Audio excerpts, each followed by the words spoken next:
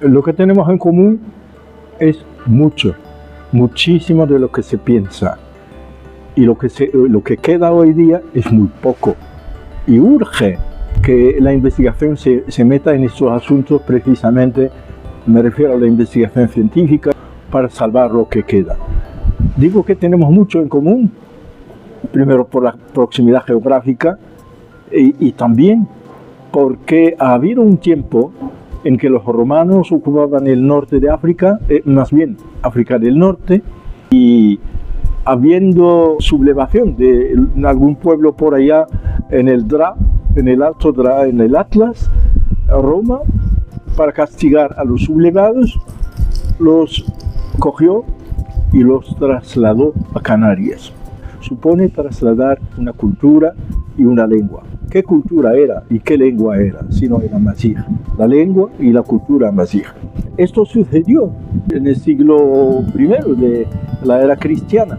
Estos amazighes del Atlas, trasladados, aislados en las Islas Canarias, en su momento supuestamente inhabitados, pero previamente descubiertas por los romanos, desarrollaron aquí, en las distintas islas, su lengua africana, norteafricana, amazigh, pero también su cultura.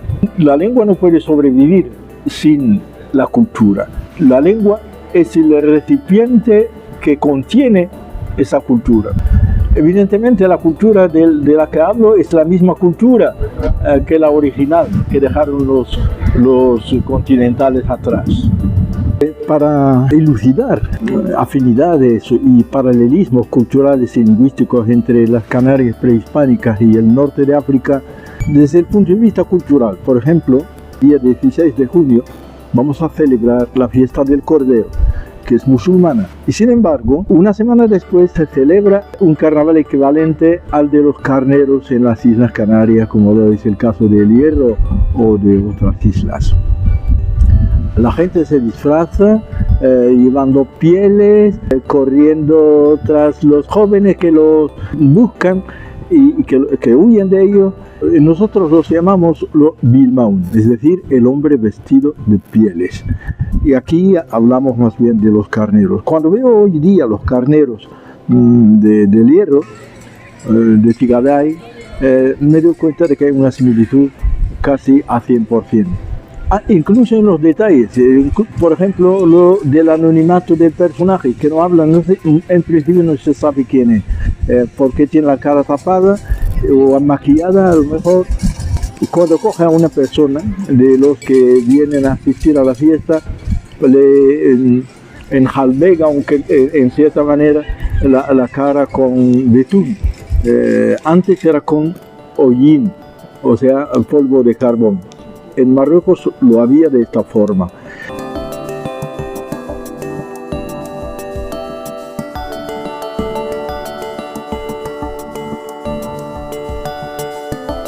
En cuanto a otro aspecto, yo podría citar la alimentación. Entre los alimentos preferidos de los amazighes del continente y de Canarias, el gofio. Nosotros en Marruecos, en amazigh, lo llamamos tumit ouaznbou. Y lo curioso es que se prepara de la mismísima manera. Desde el punto de vista lingüístico no faltan ejemplos, son muchos. Los mejores son los topónimos. Tenemos topónimos paralelos, exactísimos, exactos, muy parecidos a ambos orillas del Atlántico, quiero decir, en Canarias y en el Souss-Massa, en la región de Souss-Massa, en Marruecos, por ejemplo. En las proximidades de Agadir había un pueblo muy pequeñito, desde el siglo XVI, era próspero, que se llamaba Telde. Y aquí, claro, en Canarias tenemos Telde. En el Dra, en el Alto Dra, en las montañas del Atlas, cerca del Dra, tenemos un pueblo que se llama Tazagurt. Tazagurt, un canario de Tazacorte, al oír un topónimo como este, le suena que es un topónimo paralelo. Tafetana en Canarias, Tafetana en Marruecos, Aguere en Canarias, Eguer en Marruecos. Yo podría citar un centenar de topónimos paralelos entre Canarias y Marruecos. ¿Cómo nos llegaron estos topónimos? Claro, no nos llegaron por la boca de alguien que conocía la lengua amazigh, sino por italianos, portugueses, ingleses y españoles también. O sea, transcripciones que no reflejan exactamente los mismos sonidos del topónimo original. O sea que el cronista ha hecho un esfuerzo, pero al fin y al cabo no ha hecho sino transcribir lo que cree haber oído.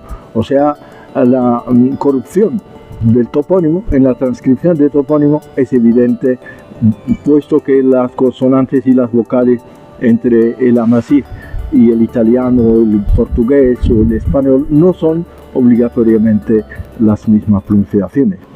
Ahora, ¿por qué nos costó tanto tiempo, tantos siglos, el siglo XVI, por ejemplo, hasta hoy día, para ir investigando estas cosas y aclarándolas y explotándolas con patrimonio común que habría que valorar en vez de olvidarlo y dejarlo de lado?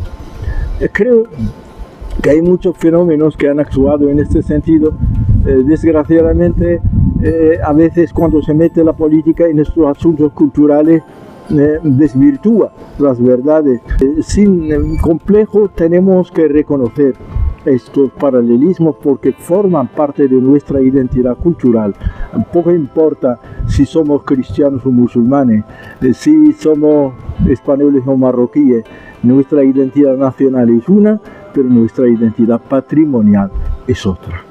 Estamos hablando de la lengua y de la cultura amazigh, porque era la lengua de aquellos norteafricanos deportados del continente africano hacia las Islas Canarias por los romanos. Y repito que sí los deportaron, no los deportaron como cajas vacías, metafóricamente hablando, pero sí que eran gente que trasladaron también su cultura, incluso su paganismo, porque no los había alcanzado el Islam todavía. Entonces se trasladaron a las islas y practicaron su paganismo hasta el siglo XVI.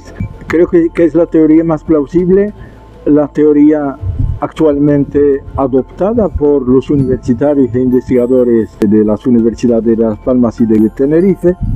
Y además hay escritos que fijan exactamente esa forma de deportación. Me refiero, entre otros, la obra de Fray Abreu Galindo, Historia de la conquista de las 7 islas de Canarias. En este libro aparecen partes en las que Fray Abreu Galindo habla de un viejo libro manuscrito encontrado en los archivos que hablaba precisamente de la deportación de los amazighes del continente a las Islas Canarias en los albores de la era cristiana. Ahora, ¿cómo llegaron? Para responder a esta pregunta, doy una referencia muy reciente del catedrático y emérito profesor Antonio Tejera Gaspar, que habla de cómo llegaron estos amazighes a Canarias, no sabiendo teóricamente practicar las artes marítimas. Yo soy hispanista, lingüista, y me interesa también la historia, y uno se puede preguntar por qué me he implicado en este asunto de las afinidades entre Canarias y Marruecos. Un artículo ha sido la causa de todo esto. Es el artículo del eminente investigador José Dominique Belfeld en 1920 y tanto. Ha escrito un artículo titulado Los nombres de los numerales entre los guanches canarios. Y es otra prueba precisamente de estas afinidades, porque él llega a dar estos paralelos, por ejemplo, diciendo que si los canarios dicen Sinetti, tal como ha sido documentado, por lo menos teniendo en cuenta que la corrupción está, nosotros decimos Snet, Sinetti aquí, Snet 2, Cosetti, Cost 4, 10, Mrava aquí, Mrau allá.